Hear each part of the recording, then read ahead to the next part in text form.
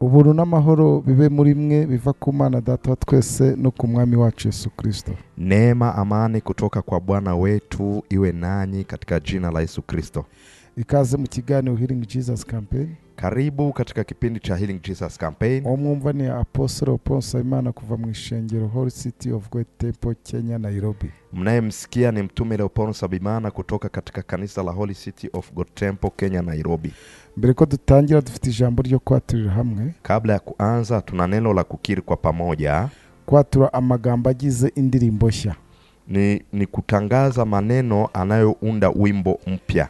Ni wewe ukwiriye kwenda igitabo no kumena ibimenyetso bigifatanije. Ni wewe unayestahili kuchukua kitabu hiki na kuvunja mihuri yake. Kuko watambwe ugacungurira Imana abo miryango yose no mu ndimi zose. Kwa kuwa ulitolewa ukakomboa watu wa Mungu wa kila kabila, kila taifa, no moko yose no mahanga yose ubacunguje amaraso yawe. Na nchi zote na lugha zote ukiwakomboa kwa damu yako. Ukabahindurira Imana yacu kuba abami n'abatambyi kandi bazima mu isi. Ukawafanya kuwa makuhani na wafalme wa Mungu wetu katika ulimwengu. Uyu ni umunsi wa mbere. Leo ni siku ya Jumatatu. Umunsi tuvuga kubifatanya n'agakiza k'Imana twakire biciye mu kwizera Yesu Kristo. Ni siku tunapoenda kuzungumzia kuhusu wokovu wa Mungu tuliopokea kupitia kumwamini Yesu Kristo. Nkuko twabivuze twazuranywe na Kristo. Kama tulivyosema tumefufuliwa pamoja na Kristo. Imana itwicarikanya nawe mu ijuru. Na Mungu akatuketisha pamoja naye mbinguni. Biblia bivuga muri Efeso 2:6. Biblia kabisa inasema vizuri katika kitabu cha Waefeso 2:6. Nuko ituzurana nawe itwicaranya nawe mu ijuru mu buryo bw'umwuka turi muri Kristo Yesu. Akatufufua pamoja naye, akatuketisha pamoja naye katika ulimwengu wa roho katika Yesu Kristo. Niyo mpamvu twavuze ko tutazajya mu ijuru kuko nubundi twamaze kugerayo. Ndio maana tulisema hatutaenda mbinguni, tayari tupo huko. Ahubwo tuzahishurwa.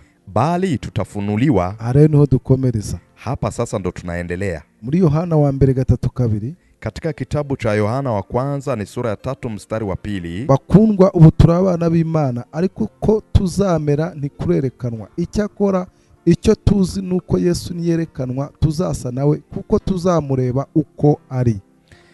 Wapenzi, sasa tu wana wa Mungu, wala haijazirika bado tutakavyokuwa, lakini twajua ya kuwa atakapozihirishwa tutafanana naye, kwa maana tutamuona kama alivyo. Abaroma 8:19. Kuko ndetse n'ibyaremwe byose bitegerezanya amatsiko wishurwa kw'abana b'Imana. Katika kitabu cha Warumi ni sura ya 8 mstari wa 19 panasema, kwa maana viumbe vyote pia vinatazamia kwa shauku nyingi kufunuliwa kwa mwana wa Mungu. Nibyo haranditswe ngo, ni kweli kumeandikwa, bakundwa, wapendwa, ubu turabana b'Imana, sasa tu wana wa Mungu, ariko uko tuzamera ntikurerekanwa. Lakini tutakavyokuwa hakujazihirishwa. Uko turamera ntikurerekanwa. Tutakavyokuwa hakujazihirishwa. Uko naho turabana b'Imana, kwa kuwa hata kama tu wana wa Mungu, ariko turacyambaye inyama n'amaraso, bado tumevaa mwili na damu. Tubayeho nk'uko abandi babayeho, tunaishi kama wengine wanavyoishi. Kuko uko tuzamera ntikurerekanwa. Kwa kuwa tutakavyokuwa hakujazihirishwa. Ariko ibyiringiro dufite nibi. Lakini sasa matumaini tulionayo ni haya. Icyo tuzi, tunachokijua, nuko Yesu niyerekanwa, ni kwamba Yesu Kristo atakapozihirishwa tuzasa nawe, tutafanana naye. Uko tuzamureba uko ari. Kwa kuwa tutamuona alivyo. Yesu niyerekanwa, Yesu Kristo atakapozihirishwa, natwe tuzahishurwa. Nasi tutafunuliwa. Tuzahishurwa dusa nawe. Tutazihirishwa tukifanana naye. Ubwo ntabwo rero no tuzaba tukiri muri we. Sasa hapo hatutokuwa tena ndani mwake, ahubwo tuzasoka muri we, bali tutatoka ndani mwake, tumurebe uko ari, tumtizame alivyo. Uyu munsi ntago tumurebe uko ari. Leo hii hatumuoni alivyo, kuko turacyari ndani muri we, kwa kuwa bado tu ndani mwake. Tumeze nk'umwana uri mu nda ya mama we, ni kama mtoto aliyopo katika tumbo la mama, abahishwe mu nda ya mama we. Ina maana amehifadhiwa, amefichwa ndani ya tumbo la mama. Nta nubwo ashobora kureba mama we, hawezi hata kumuona mamaye, hazi ni sura ya mama we, hajui hajui hata sura ya ariko mamaye, arafiringa mama we lakini anamfeel kuko ari indani muri we. kwa kuwa yu ndani mwake. Ariko iyo umwana amaze kuvuka, Na mtoto anapozaliwa, isura ya mbere abona mu maso ni ya mama, sura ya kwanza anayoona machoni mwake ni ya mama, ni nawe amenyera mu maso ye. na ndio huyo anayemzoea machoni Noneho mwake. tuzamureba amaso ku maso. Nasi tutamtizama ana kwa ana. Ikindi gitangaje ku bana b'Imana ni Na iki? kingine kinacho cha ajabu kwa wana wa Mungu, Ngo kuko ndetse n'ibyaremwe byose na kwa kuwa viumbe vyote bitegerezanya amatsiko vinasubiri kwa hamu guhishurwa kw'abana b'Imana. kudhihirishwa kwa wana wa Mungu. Ibyaremwe byose bifise amakuru ko hariho abana b'Imana, Viumbe vyote vina taarifa kwamba kuna wana wa Mungu, ariko ntabwo bibazi, lakini haviwajui. ariko bizi ko hariho umunsi Na vinajua kwamba kuna siku bazahishurwa. watafunuliwa. Iyo mpamvu bategerezanyije amatsiko Ndio maana wanasubiri kwa hamu guhishurwa kw'abana b'Imana.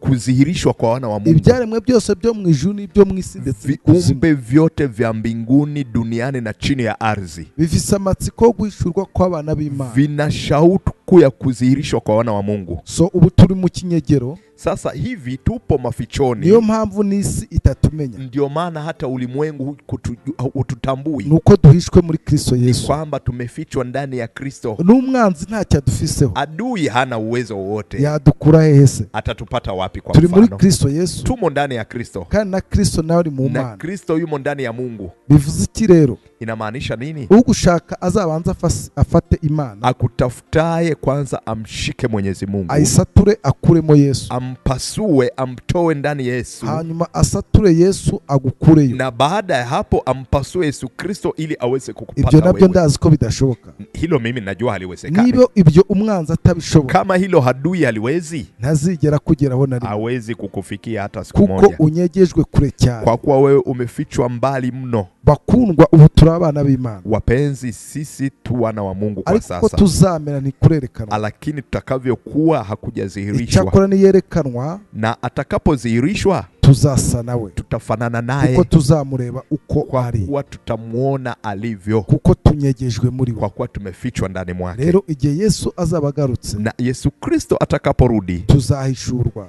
tutadhihirishwa, duse nkawe, tufanane naye, twambara umubiri we, tuvae mwili wake, twambare gukiranuka kwe, tuvae wenye haki wake, twambara ukwera kwiwe. tuvae utakatifu wake. Tuzakomeza.